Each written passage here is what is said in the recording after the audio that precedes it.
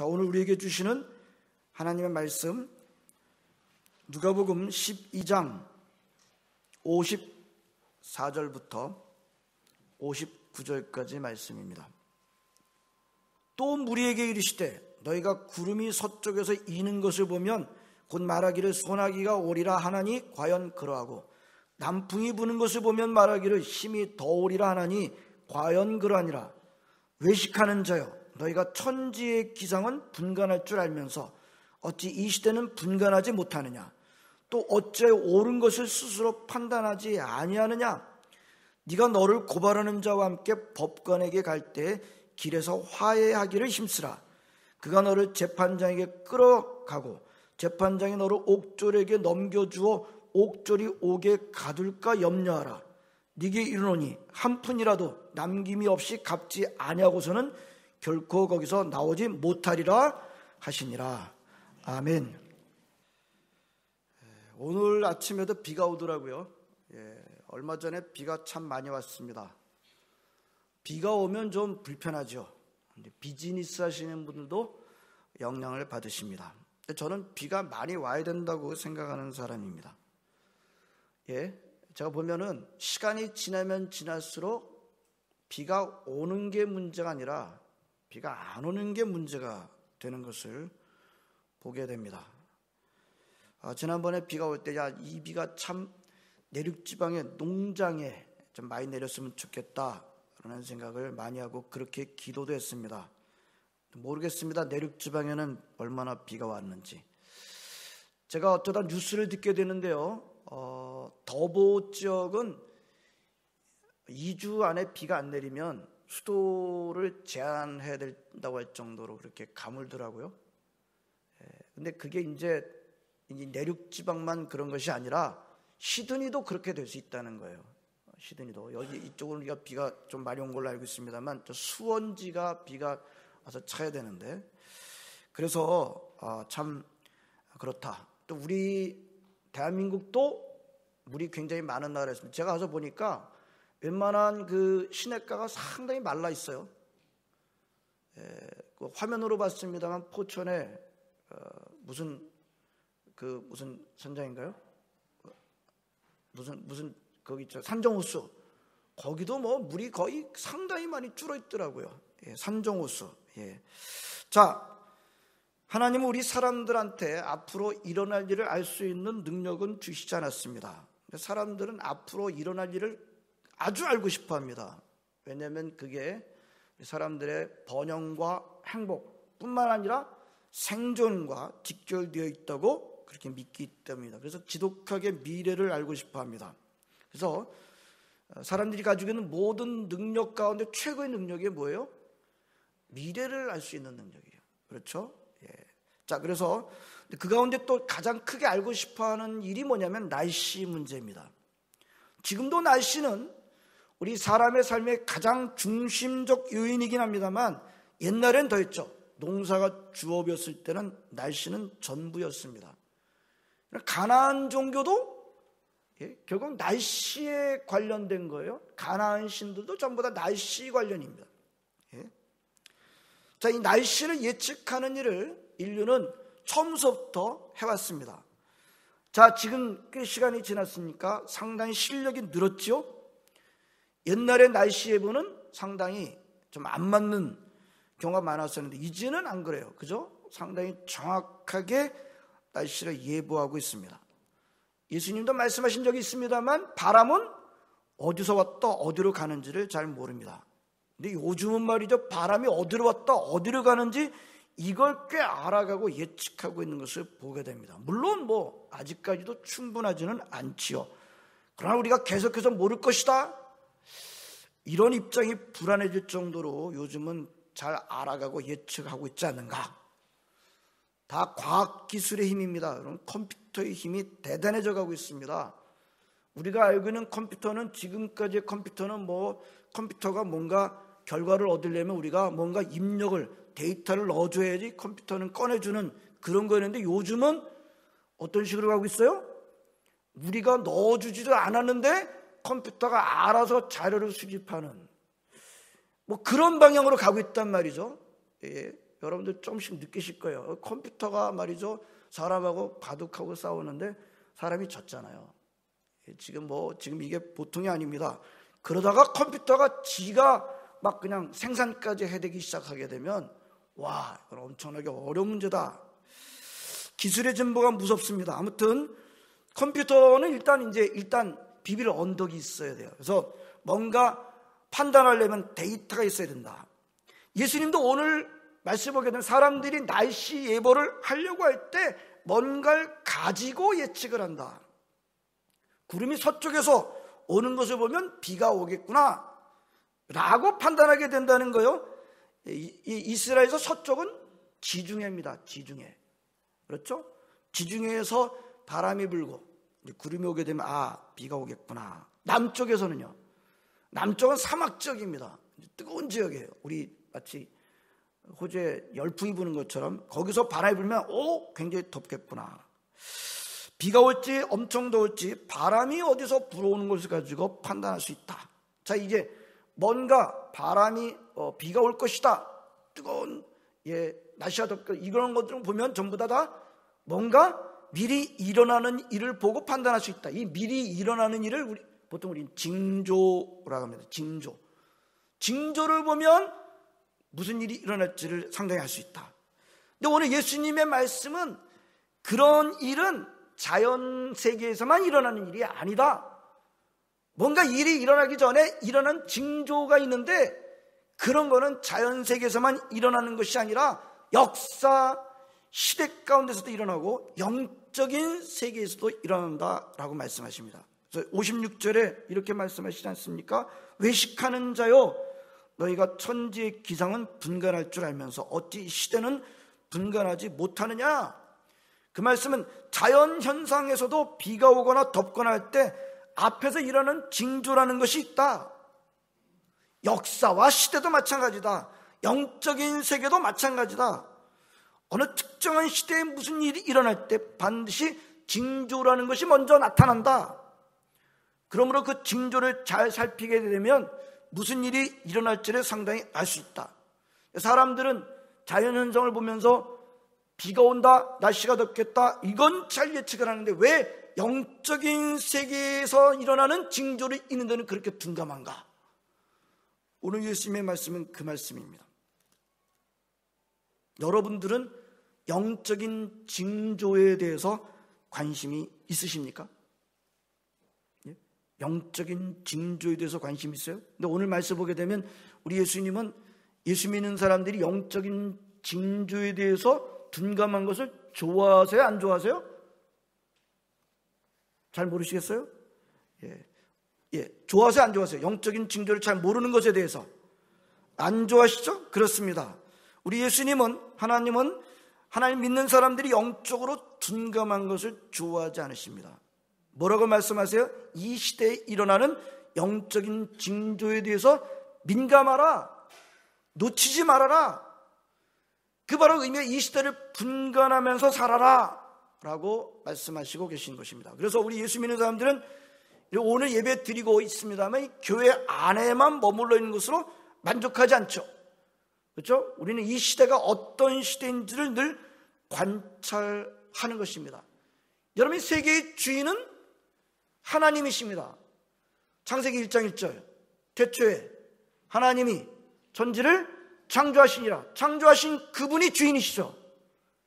창조하셨기 때문에 그분이 주인이십니다. 가끔가다 우리 예수 믿는 사람들 가운데서도 우리 하나님은 교회 안에 계시지, 교회의 주인이시지, 세상의 주인은 하나님이 아니시지, 세상의 주인은 사탄 아니야? 마귀 아니야? 라고 생각하시는 분이 가끔가다 계세요. 아닙니다.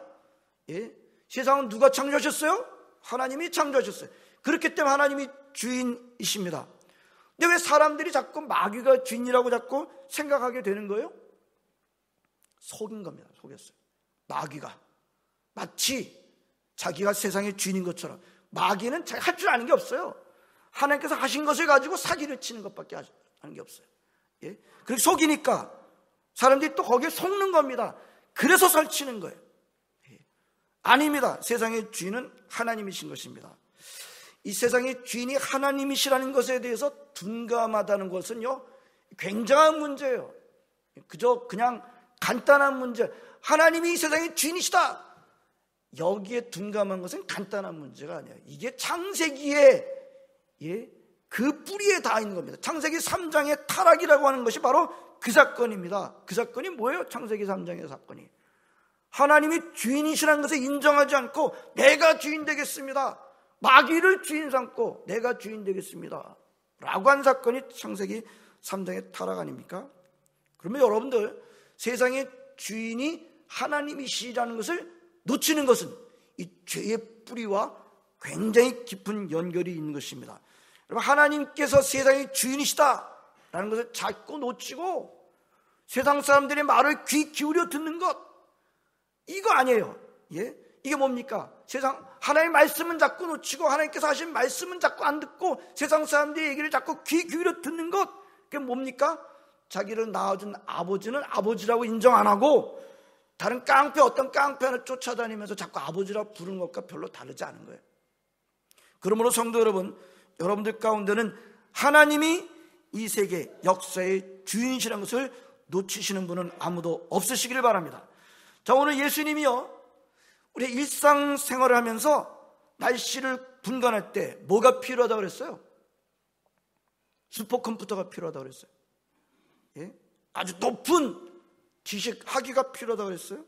물론 요즘 날씨를 예보하는 이제 방송국 이런 데서는 이런 곳에서는 엄청나게 아주 좀 강력한 슈퍼컴퓨터 그리고 공부 많이 하는 사람들이 참여하기도 합니다. 그러나 우리가 일상생활에서 보통 사는 생활 가운데 그렇게 해서 우리가 알고 싶은 날씨는요, 엄청난 자격이 꼭 있어야 되는 게 아니라 아주 소박한 경험의 바탕을 둔 지혜가 필요하다는 것을 말씀하십니다. 경험적으로 얼마든지 알 수 있는 지혜면 된다고 말씀하시는 것입니다. 서쪽에서, 이스라엘 편에서 서쪽에서 바닷바람이 불면 비가 오겠구나.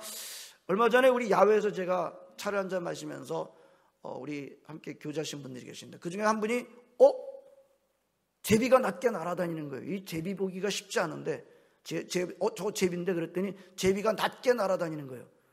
자, 우리 제비가 낮게 날아다니면 무슨 의미한다? 비 온다. 우리 한국 사람들이 갖고 있는 기본적인 그 경험이 바로 그런 것이었던 것을 보게 됩니다. 그런 겁니다. 남쪽에서 더운 바람이 불면, 남쪽에서 바람이 불면 아주 덥겠구나.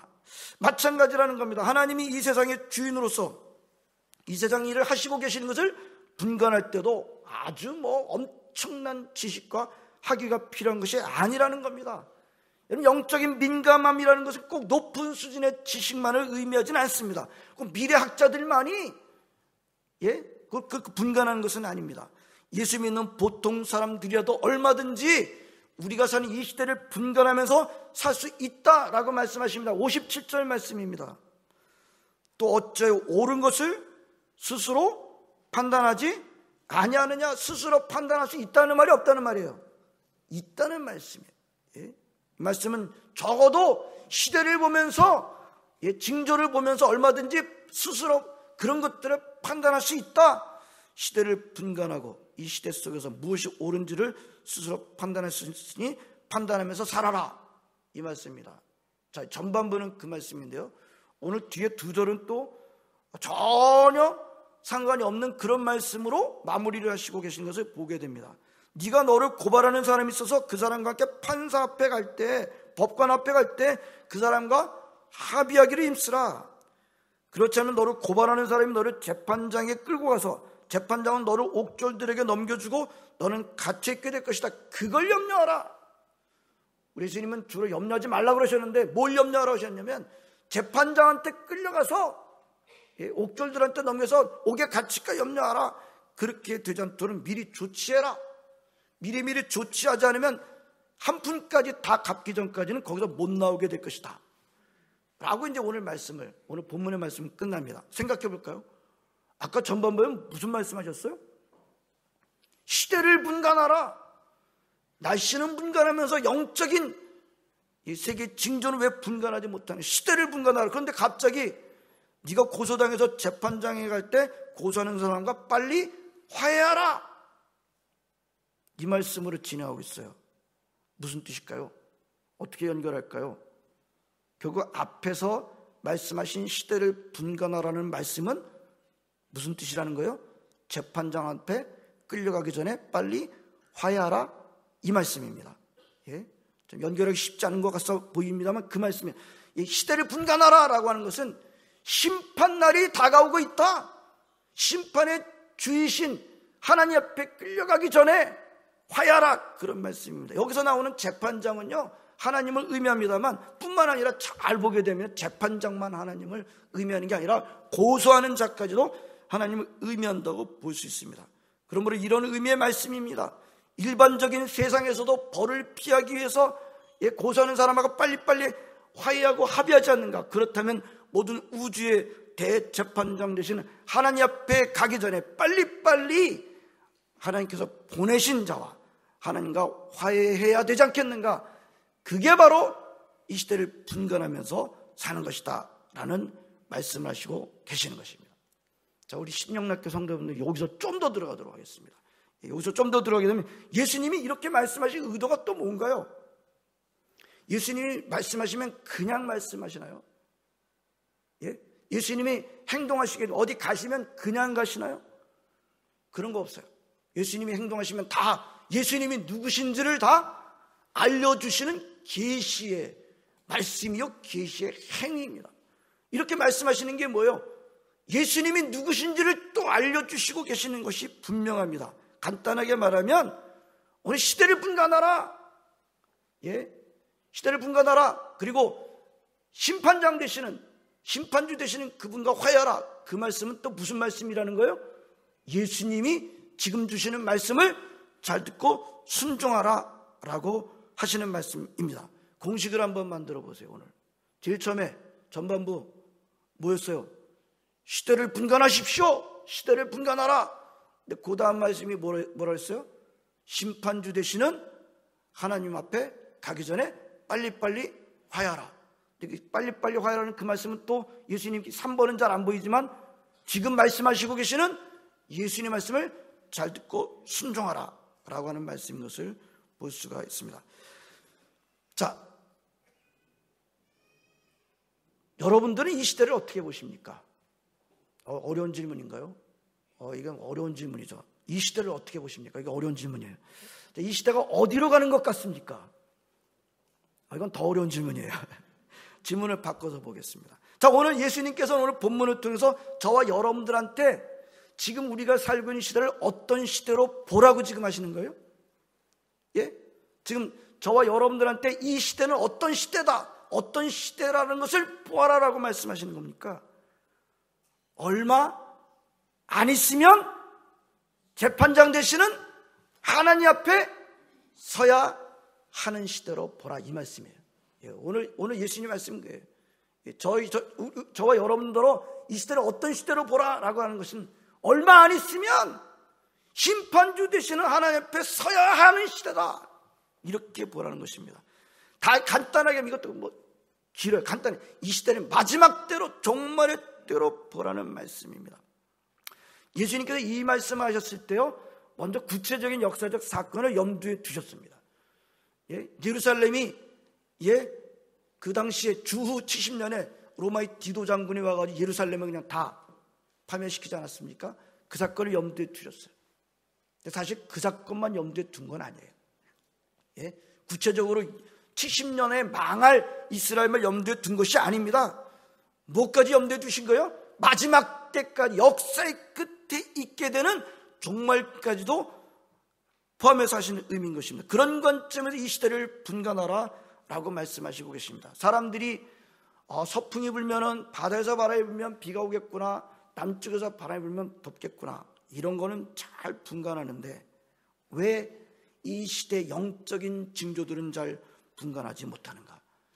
우주의 대재판관 되시는 하나님 앞에 서야 될 시간이 얼마 안 남았다. 그분과 빨리 화해하라. 그리고 그분이 보내신 중보자이신 하나님의 아들이신 예수님의 말씀을 깨달으라 라고 말씀하시고 계시는 것입니다. 성도 여러분, 저는 목사로서 이 시대를 볼 때 여러 가지 지나칠 수 없는 징조들이 많이 있다고 보고 있습니다. 그런 징조들은 저만 보고 있는 것은 아니죠. 여러분들도 다 볼 수 있고 보고 있는 것들입니다. 요즘 어떤 징조들이 있나요? 여기서 예수님이 말씀하시는 징조들이라고 할 때 그 징조라고 하는 것은 무슨 동네 텔로피아에만 일어나는 그 정도 갖고 말씀하시는 게 아니죠. 로컬 차원은 아니에요. 예수님이 말씀하시는 마지막 때의 징조, 영적인 징조라고 하는 것은 또 동네에서만 국한되는 그걸 갖고 징조라고 그러지 않죠. 적어도 뭐예요? 전 세계적으로 일어나는 일, 이걸 가지고 징조를, 글로벌 차원을 갖고 징조라고 말할 수가 있습니다. 여러분, 그렇다고 한다면 이 시대를 살아가는 저와 여러분들이 요즘 글로벌 차원의 징조가 뭐가 있나요? 예? 요즘 뭐 테러가 조금은 좀 사람이 많이 죽는 테러는 좀 그렇습니다만, 얼마 전까지 또 사우디아라비아 유전이 또 드론으로 공격을 당해가지고 또 폭파된 일이 있습니다. 물론 이것은 뭐 무슬림 내에서 일어난 일이겠습니다만 꼭 그렇지만은 않죠.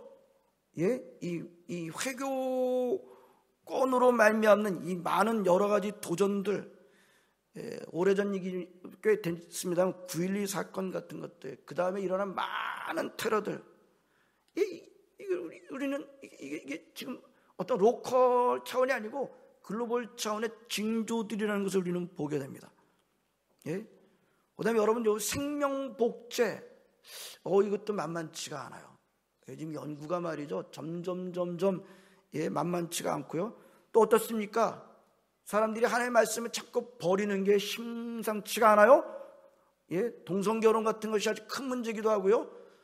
요즘 여러분들 신문을 보게 되면 특별히 무슨 일이 그렇게 커지고 있는지요. 저는 2019년이 굉장히 어떤 터닝 포인트가 되는 점 가운데 하나가 뭔가 하면 이 종교가 다 줄어요. 예? 뭐 우리 교회만이 아니라 모든 종교가 다 줄어들고 있어요. 뭡니까? 무신론이 증가하고 있어요. 무신론. 예, 아주 굉장히 빠르게 증가하고 있는 것이 바로 무신론이다. 급격한 무신론의 증가. 자, 우리는 이런 징조들을 보면서 무감각할 수는 없습니다. 이런 징조들이 분명히 보이는데도 하나님의 자녀들이 무감각하다, 하나님이 이런 태도를 결코 기뻐하지 않습니다. 저는 여러분들과 마찬가지로 정말 세계가 마지막 때를 향하여 치닫고 있구나. 컴퓨터의 발전이 심상치가 않고요. 국가 간의 충돌, 지금 뭐 살얼음을 걷는 것처럼 가고 있습니다만 그렇고요. 좀 전에 말씀드렸듯이 더 깊은 문제는 사람들이 이제는 어떤 신이든 안 찾는 겁니다. 자기 사랑으로 지금은 이제 완전히 그냥 가는 겁니다. 맞습니다. 이제 우주의 대재판장 되시는 하나님 아버지 앞에 설 날이 얼마 남지 않았습니다. 자, 오늘 이런 징조들을 볼 때 오늘 성경은 뭐라고 말씀하고 있어요? 어떻게 해야 된다고 말씀하고 있습니까? 시대를 분간하라. 그리고 그 다음에 말씀이 뭐예요? 하나님과 화해하라. 이 화해라는 말은 양쪽이 다 잘못이 있으니까 오해할 소지가 있습니다. 차라리 화해라는 말씀은, 이 말씀을 우리가 이해할 때는 회개하라 라는 말씀이 더 맞습니다. 이 마지막 시대 때 이 시대를 분간하면서 우리가 가장 먼저 해야 될 일이 뭐예요?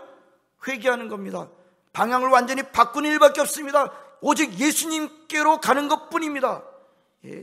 완전히 예수님에게 항복하는 일밖에 없습니다. 이 마지막 시대 때 이 시대를 분별하면서 할 수 있는 일은, 우리가 대재판장 되신 하나님 앞에 설 때 죄가 한 개라도 있으면 오늘 뭐라 그래요? 형벌을 피할 수가 없다라고 말씀하십니다.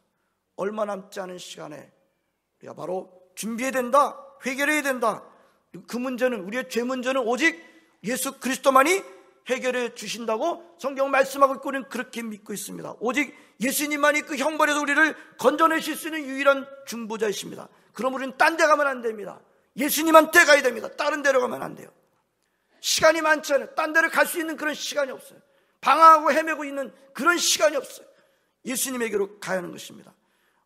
지금 우리가 보고 있는 많은 징조들이 시간이 많지 않다는 것을 가르쳐주고 있지 않습니까? 근데 여러분, 예수님한테 가는 것도 잘 가야 돼요. 예? 10명의 처녀들이 다 등불을 들고 신랑이신 예수님을 기다리지 않았습니까? 근데 어떻게 됐습니까? 5명은 못 들어갔어요. 왜 그랬어요? 안 기다렸나요? 기다렸어요. 등은 안 준비했나요? 등도 준비를 했어요. 뭐가 모자랐습니까? 기름이 없었어요. 기름이. 기다렸다니까요. 예? 등도 준비했다니까요. 무슨 뜻입니까? 우리가 그저 종교적인 습관으로 예수님에게 간다고 해서 안심할 일이 아니라는 것입니다. 예? 종교적인 습관으로 우리 예수님에게 가는 것이 대답인데, 우리 시대를 구별하면서 심판장 되시는 하나님과 화해하는 길은 바로 예수님에게 가는, 예수님의 말씀을 듣고 예수님에게 가는 것인데, 예수님한테 갈 때도 종교적인 습관으로 그냥 가는 것이 아니라, 예? 우리 기름을 준비해야 그 전국잔치에 들어갔던 것을 우리는 기억하고 있습니다. 저는 매일같이 기도합니다. 매일같이 제가 가장 먼저 많이 기도하는 제목이 뭐예요? 우리 시드니 영락교회 성도들을 위한 기도. 예배 드리러 여기에 나온 사람들 가운데 아무도 예수님을 인격적으로 만나지 못한 사람들은 생기지 않게 해주세요. 이게 첫 번째 기도예요. 여러분, 전도 선교는 그 다음 것도 중요해요. 그러나 전도 선교는 우리가 먼저 성령 충만해서 예수님이 인격적으로 만나고, 예, 이 시대를 먼저 제대로 보고 분간하고 하나님과 화해하고 회개하고 예수님한테 가고 그 다음에 다른 사람들한테 가야 되는 것입니다. 예수님도 그렇게 하셨어요. 성도 여러분, 이 시대를 분간하면서 사시기를 바랍니다. 세상의 다른 것들에 대한 분간은 아주 잘해요. 전문가들이잖아요. 여러분, 더 이상 깊게 안 들어요. 다른 것들, 정치, 경제, 사회, 문화, 여기에 대해서는 전문가적인 식견들을 갖고 있잖아요. 분간 잘하잖아요. 예. 근데 이 시대를 알지 못하고 영적인 징조를 알지 못한다. 비극 아니겠습니까? 따라서 하겠습니다. 예수님을 알면 시대가 보인다. 아멘. 예수님을 알면 시대가 보입니다. 영적인 징조를 모르고 있다. 예수님을 잘 모른다는 말과 크게 다르지 않아요. 오늘 시대, 우리 같은 저와 여러분들은 어떤 동시대에 살고 있지 않습니까? 오늘 시대를 어떻게 하라 그래요? 시대를 분간하라. 시간이 얼마 안 남았다. 대재판장 되시는 하나님 앞에 가기 전에 빨리 화해하라, 회개하라. 어디로 가야 된다는 거예요? 예수님에게로 가야 된다. 예수님에게 갈 때 종교적인 습관적인 것으로 가는 것 갖고는 충분하지 않다. 예. 등불과 기다리고 목까지 준비해서 성령 기름까지 충분하게 준비하고 예수님을 기다리고 예수님을 기다리는 준비를 해야 하는 것입니다. 예수님의 말씀을 즐거워하고 예수님에게 가기를 기뻐하시는 여러분들 되시기를 진심으로 바랍니다.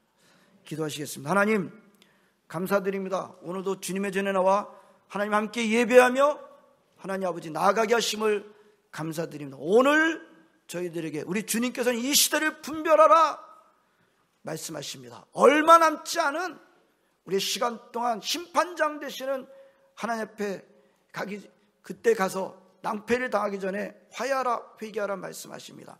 예수님에게로 나오라 말씀하십니다. 하나님, 우리 신영락교회 아무도 이 말씀을 둔감하게 여기지 않게 해주시기 원하고 예수님 인격적으로 만나고 예수님에게 나아가 하나님과 화해하며 이 시대를 분간하며 준비하는 우리 모든 성도들 다 되게 하여 주시옵소서. 예수님의 이름으로 기도합니다. 아멘.